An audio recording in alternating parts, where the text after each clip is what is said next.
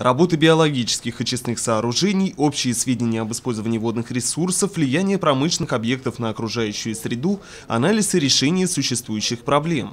Такой список вопросов включал регламент состоявшегося совещания Сибайского территориального комитета Минэкологии Республики Башкортостан о водохозяйственной обстановке на территории города. В Российской Федерации, в Республике Башкортостан 2017 год у нас объявлен годом экологии и годом особо охраняемых природных территорий. Соответствующие направления были озвучены в посланиях президента страны Владимира Владимировича Путина и главы Республики Башкортостан Хамитова Рустема Закиевича.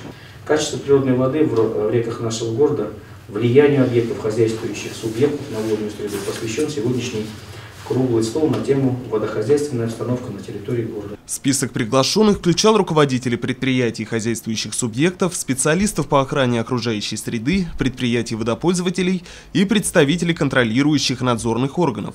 В рамках первого доклада были озвучены общие сведения об использовании водных объектов на территории городского округа города Сибай. Одним из основных является водохранилище на реке Туяляс. Особое беспокойство, согласно представленной информации, вызывает количество фосфатов, содержащихся в проводимых заборах воды. Данная ситуация сложилась в результате обмывания доновых отложений, скапливающихся в приточной реке Карагайлы на протяжении последних 60 лет. Вследствие реконструкции русла, проводившейся в 2015 году, доновые скопления стали подвергаться обмыву приточных вод. Однако, несмотря на превышение фосфатов, качество забора воды соответствует существующим нормам и, как показывает ежемесячный мониторинг, продолжает улучшаться с 2009 года. Работа, направленная на стабилизацию ситуации, ведется и муниципальным предприятием Сибай-Водоканал. КПД биологических очистных сооружений сегодня составляет более 99%. Однако, как комментирует ситуацию директор предприятия, 60 лет назад, когда проектировались очистные сооружения, о проблеме тяжелых металлов никто всерьез не задумывался. Дело в том, что наши очистные сооружения на фосфаты не были рассчитаны. О них никто не думает. Но сегодня наука вперед идет, и сегодня есть такая форма, как